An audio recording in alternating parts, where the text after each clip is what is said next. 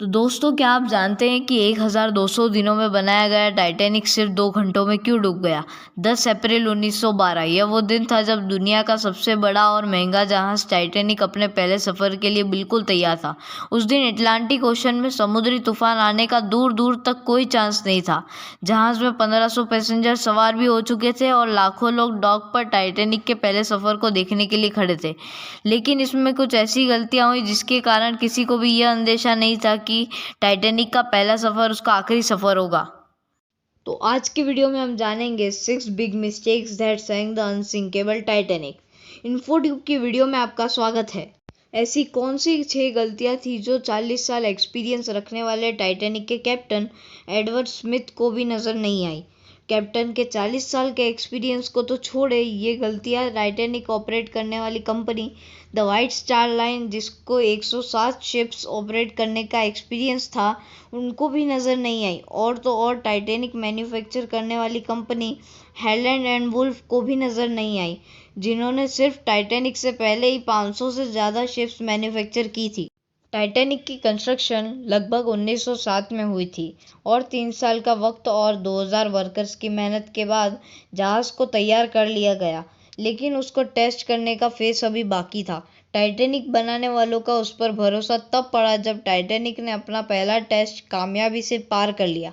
Test pass करते ही पूरी दुनिया में न्यूज़ में इसकी मार्केटिंग हो गई, जिसकी हेडिंग थी अनसिंकेबल टाइटैनिक, यानी कभी न डूबने वाला जहाज़ बना लिया गया है। जहाज़ का पहला सफ़र इंग्लैंड के साउथहैम्पटन से शुरू होना था, जिसका दिन 10 अप्रैल 1912 तय किया गया, जिसकी डेस्टिनेशन अमेरिका का शहर न्यूयॉर्क था। इसकी मार्केटिंग करने से इसकी सारी टिकट्स फटाफट बुक हो गई और आखिरकार वो दिन आ ही गया जब टाइटैनिक अपने पहले सफ़र के लिए निकल पड़ा। Mistake number 1। दोपहर को ठीक 12 बजे टाइटैनिक ने अपना पहला सफ़र स्टार्ट कर दिया और साथ ही साथ उसकी गलतियां सामने आना शुरू हो गई। कैप्टन स्मिथ को उनके मालिकों की ओर से डेडलाइन मिल चुकी थी कि किसी भी हालत में 17 अप्रैल तक यानी 7 दिनों में न्यूयॉर्क पहुंचना है।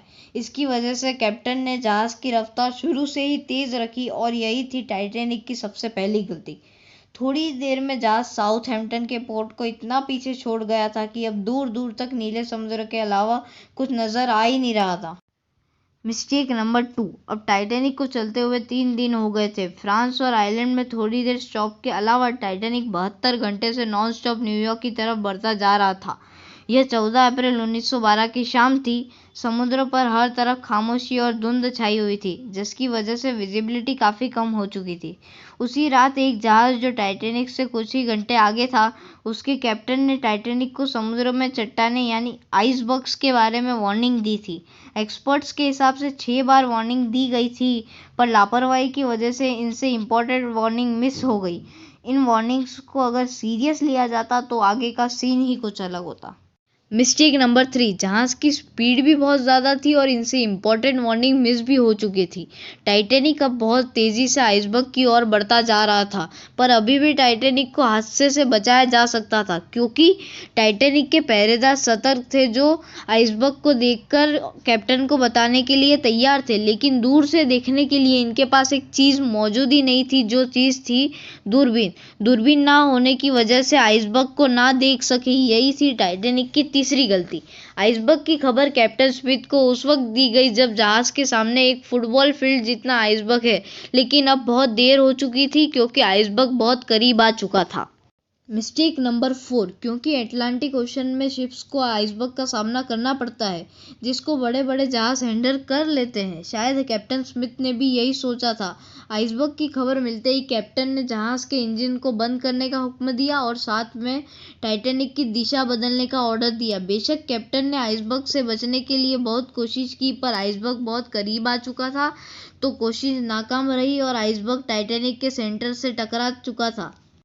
पर अभी भी बचने की उम्मीद थी कि शायद आइसबर्ग टाइटैनिक की बॉडी को नुकसान न पहुंचाए या तो खुद ही टकराकर टूट जाए। शायद होता भी ऐसा ही अगर टाइटैनिक की चौथी गलती अपना काम न दिखाती। एक्सपर्ट्स का मानना है कि टाइटैनिक की बॉडी पर जो रिबिट्स लगी थी वो स्टील की नहीं बल्कि कास्ट आयरन की थी। इन रिबिट्स का काम लोहे के बड़े बड़े पीसेस को आपस में जोड़े रखना है, जो कि कास्ट आयरन स्टील से नरम होता है। इसी वजह से जहाँ आइसबर्ग टाइटैनिक की बॉडी से टकराया, वहाँ के रिबिट्स प्रेशर की वजह जैसे खुल गए। फिर वही हुआ जो कैप्टन स्मिथ को डर था। मिस्टेक नंबर 5, टाइटैनिक की टक्कर अब फुटबॉल फील्ड जितने आइसबर्ग से हो चुकी थी और अब जहाज के निचले हिस्से में पानी भरना स्टार्ट हो गया था। इस भयानक स्थिति ने जहाज के पूरे स्टाफ और पैसेंजर्स को अलर्ट कर दिया था और साथ ही जहाज में और मौजूद टाइटैनिक के कैप्टन जोसेफ ब्रूस को भी। बेशक टाइटैनिक में पानी भरना स्टार्ट हो गया था, लेकिन अभी भी इसके बचने की उम्मीद बाकी थी, क्योंकि टाइटैनिक को ऐसे डिज़ाइन किया गया है कि इसके 3 फ्लोर में भी पानी भर जाए तो भी यह नहीं डूब सकता। लेकिन बदकिस्मती थी इस जहाज़ की कि पानी तीसरे फ्लोर को क्रॉस कर चौथे फ्लोर तक आ गया था। मामला हाथ से निकल चुका था। टाइटैनिक धीरे धीरे ओशन में डूबता जा रहा था। अब जहाज की फिक्र किए बगैर अब में मौजूद पैसेंजरों की जान बचाने का वक्त आ चुका था। कैप्टन स्मिथ ने रेडियो पर इमरजेंसी अलर्ट जारी कर दिया। जब तक कोई मदद के लिए आता तब तक पैसेंजरों को लाइफ बोट में शिफ्ट करने का प्लान किया गया, लेकिन इस मौके पर 5वीं गलती ने अपना काम कर दिया। जहाज में टोटल 32 लाइफ बोट की जगह थी, लेकिन लापरवाही की वजह से 20 लाइफ बोट ही रखी गई। पैसेंजर्स थे 1500 और बोट थी सिर्फ 20। आगे बढ़ने से पहले मेरे प्यारे साथियों, अगर टाइटैनिक में आपको और भी गलती पता है तो कमेंट करना भूलना मत। मिस्टेक नंबर 6, हर तरफ अफरा तफरी हो रही थी। हर व्यक्ति उन गिनी चुनी बोट्स में सवार होना चाहता था। 12:45 पर पहली बोट समुद्र में उतारी गई, लेकिन यहाँ हुई छठी गलती। अफरा तफरी में बोट्स को पूरा भरे बिना ही पानी में उतार दिया गया, जिसमें ज़्यादातर वीआईपी पैसेंजरों को पहले जगह दी गई। बोट्स में अगर ज़्यादा लोगों को जगह दी जाती तो ज़्यादा लोग बच सकते थे। अब जहाज तेजी से डूबता जा रहा था और 12:18 पर शॉर्ट सर्किट की वजह से टाइटैनिक की सारी लाइट्स बंद हो चुकी थी और अगले ही पल जहाज टूटकर 2 टुकड़ों में बदल गया। टाइटैनिक को समुद्र में पूरा डूबने में 2 घंटे और 40 मिनट लगे और इस तरह लगभग 1500 लोग ओशन के ठंडे पानी में डूबकर मर गए।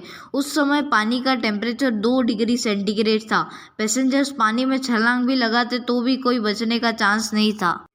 मरने वालों की संख्या 1500 से भी ज़्यादा हो सकती थी, क्योंकि बहुत से लोग स्टाफ की जान पहचान की वजह से बगैर टिकट भी यात्रा कर रहे थे।